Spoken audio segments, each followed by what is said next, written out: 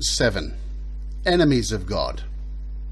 Another term that God uses to describe those without a relation with God is in Romans 5:10. For if, when we were enemies, we were reconciled to God by the death of his Son, much more, being reconciled, we shall be saved by his life. He says there's a group of people who are enemies of God. When God looks at those who have no relationship with him, he sees them as lost, unrighteous, unforgiven, and as his enemy. In most churches today, you won't hear this truth preached, but it's true. The God of the Bible says you are his enemy. You're fighting against him. Notice that God says we are enemies against him, not the other way around. He would not even have to snap his fingers. He could speak the words and you would be gone. You would be history.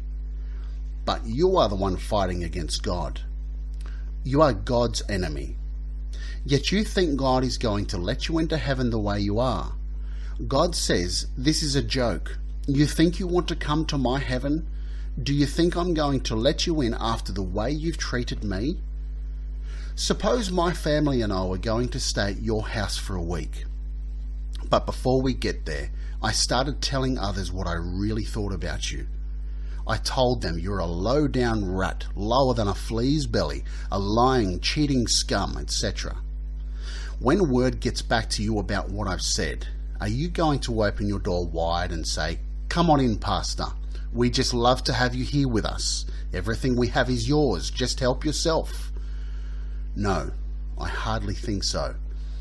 You'd be very upset and cancel the invitation promptly, and rightly so.